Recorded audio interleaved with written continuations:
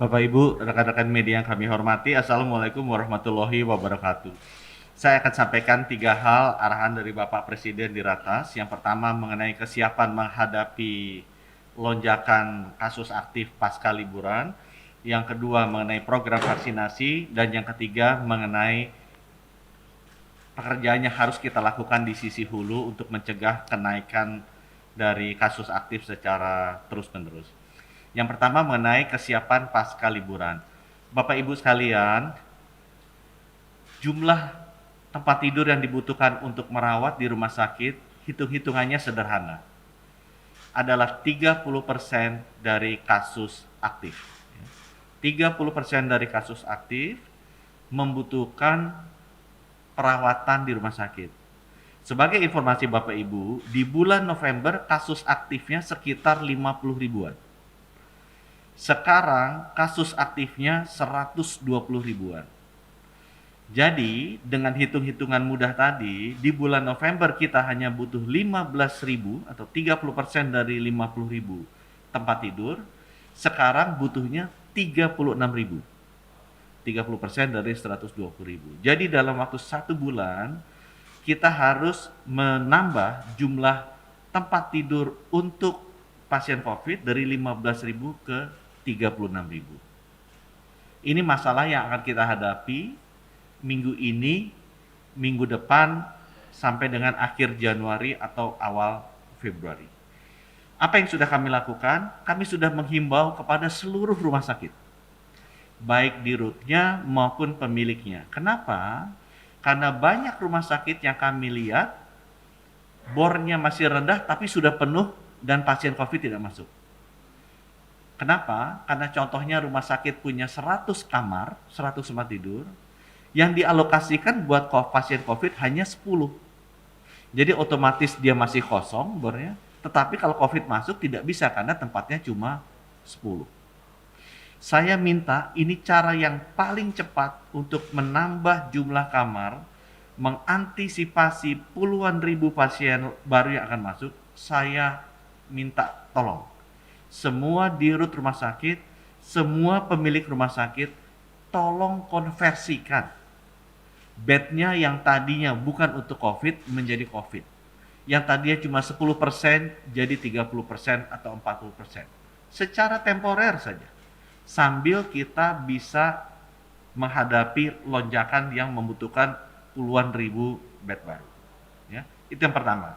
Terkait dengan menghadapi Nataru ini. Yang kedua, pasti akan kekurangan dokter dan perawat. Saya sudah merelaksasi beberapa aturan yang mengizinkan agar perawat-perawat yang belum memiliki surat tanda registrasi atau STR resmi boleh langsung masuk bekerja. Itu ada sekitar 10.000. Saya sekarang sedang mengkaji dengan tim ID dan tim Kemenkes agar dokter-dokter juga bisa begitu. Ada sekitar 3.000 sampai 4.000 dokter yang bisa kita masukkan. Jadi di masa pandemi ini memang kita butuh juga tenaga-tenaga perawat karena kasihan mereka sudah letih yang ada sekarang. Jadi kita akan dorong aturan apa yang kita bisa relaksasi. Yang ketiga yang juga akan kami lakukan mengenai tambahan obat dan fasilitas. Itu banyak obat-obat yang dibutuhkan seperti imunoglobulin, anti interleukin 6, kemudian plasma konvalesen, ada juga fasilitas seperti high flow nasal cannula yang dibutuhkan ya untuk bukan ventilator ya, ini yang sebelum ventilator itu nanti akan kita siapkan. Tapi saya juga minta menghimbau rumah sakit di bawah saya punya anggaran sendiri. Kemudian Pemda-Pemda juga tolong dibantu obat-obatan fasilitas ini disiapkan. Kalau kurang nanti kami akan bantu negosiasi langsung dengan beberapa obat-obatan yang kami dengar susah seperti anti interleukin 6 maupun yang juga imunoglobulin. Itu dua lagi susah kategori itu. Saya akan panggil sore ini dan saya akan minta supaya mereka bisa menyediakan. Yang terakhir ini buat masyarakat terkait dengan pandemi pasca liburannya. Bapak Ibu, rumah sakit itu akan penuh. Karena memang kasus aktifnya naik, 30%-nya naik.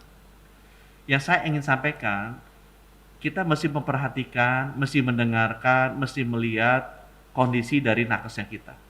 Mereka sudah sangat under pressure Tolong Bapak Ibu, kalau misalnya Bapak Ibu tidak demam dan tidak sesak nafas, itu masih bisa dilakukan isolasi mandiri. Kalau Bapak Ibu punya rumah sendiri, punya kamar sendiri, lakukan di rumah dan di kamar.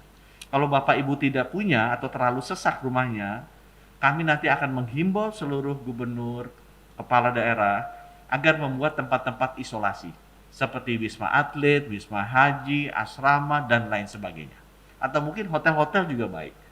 Mumpung sekalian bisa dipakai dan makanannya juga sudah ada fasilitasnya. Jadi tolong Bapak Ibu yang masih tidak demam, tidak sesak napas, tapi dites positif, Bapak Ibu tuh masih bisa melakukan isolasi mandiri. Nanti kami akan bikin mekanismenya di mana tetap dimonitor oleh dokter-dokter baik melalui telepon langsung maupun telemedicine. Tapi itu untuk mengurangi beban ke rumah sakit, biarkan teman-teman kita, saudara kita yang berat itu yang dihandle di sana. Itu yang di sana. Yang kedua mengenai vaksinasi. Insya Allah Bapak Ibu kita akan mulai di hari Rabu dan akan dimulai oleh Bapak Presiden. Berita baik dari MUI juga sudah keluar. Insya Allah berita baik dari BPOM juga bisa segera menyusul karena kita tidak mungkin, sekali lagi, pemerintah tidak akan mendahului persetujuan dari BPOM karena BPOM adalah badan independen yang secara saintifik berhak untuk menentukan apakah vaksin ini layak atau tidak. Jadi sama sekali kita tidak akan melakukan vaksinasi sebelum memang approval dari BPOM itu keluar. Ya. Ada banyak pertanyaan mengenai KIPI, kejadian ikutan pasca imunisasi. Saya dengan Pak Menko sudah menampung masukan itu dan kita berusaha dengan bantuan Pak Menko akan sesegera mungkin memberikan penjelasan begitu nanti keputusannya sudah resmi akan dibuat. Tapi kita sudah mendengarkan masukan-masukan mengenai hal-hal yang terkait dengan KIPI atau kejadian ikutan pasca imunisasi. Saya mesti sampaikan sedikit berita yang harus kita refleksikan bersama adalah bahwa distribusi ini membutuhkan jalur dingin, jalur logistik dingin. Dan itu memang ternyata lebih kompleks daripada yang kita duga sebelumnya. Sehingga saya kemungkinan akan sangat butuh bantuan, baik itu dari pemerintah pusat, pemerintah daerah, maupun badan usaha swasta, untuk bisa bahu-membahu membantu kami.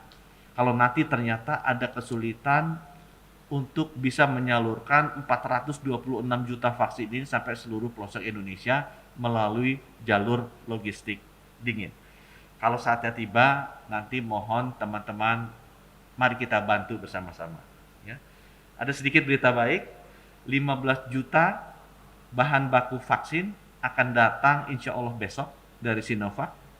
Ini akan bisa diproses oleh Bio Farma dalam jangka waktu 1 bulan, sehingga nanti di awal Februari kita sudah punya 12 juta vaksin jadi dari 15 juta bahan baku ini. Ada berita baik juga disampaikan oleh Ibu Menlu, kerjasama multilateral kita dengan Gavi juga kelihatannya akan menghasilkan keputusan yang baik. Diharapkan bahwa minimal 54 juta dosis, maksimal bisa menjadi 108 juta dosis, vaksin gratis kita bisa dapatkan dari Gavi, dan berita baiknya mungkin itu bisa datang lebih cepat, either di akhir Februari atau di awal Maret. Dan vaksin yang datang dari Gavi pilihannya adalah Pfizer, AstraZeneca yang sudah dapat izin EUA-nya, yang belum dapat izin EUA-nya, dan Moderna. 3 itu Pfizer, AstraZeneca, Moderna yang sudah dapat izin persetujuan dari negara asalnya, dan ada satu lagi Novavax. Kami sekarang lagi berdiskusi juga dengan Pak Menko, jenis apa yang kita mau ambil. Karena vaksin-vaksin ini, Bapak Ibu, ini bisa diberikan di atas usia 60 tahun. Di atas usia 60 tahun. Mungkin yang terakhir yang kami ingin sampaikan, Bapak Ibu, apa yang kita lakukan itu sifatnya semua dihilir. Semua itu menghandle akibatnya. Semua itu reaktif. Kita harus pelan-pelan bergeser ke cara penanganannya proaktif di hulu dan penyebabnya. Kita sekarang sibuk ngepel lantai Karena setiap kali hujan bocor kita mesti ngapel lantai. Tapi kita kadang-kadang lupa bahwa yang harusnya kita lakukan adalah menambal atapnya.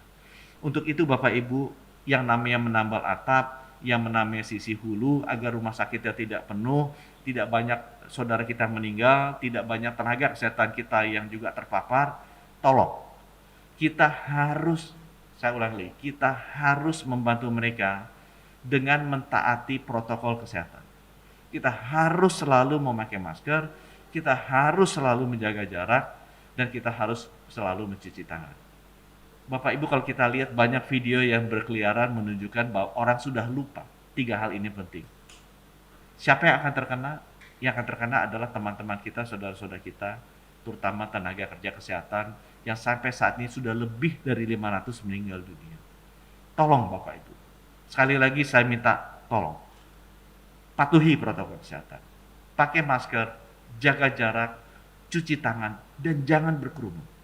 Jangan berkerumun. Mari kita hormati rekan-rekan tenaga kerja kesehatan yang sudah mendahului kita, agar pengorbanan mereka itu tidak sia-sia. Mereka memerangi pandemi ini dan semoga kita bersama bisa mengatasi pandemi ini.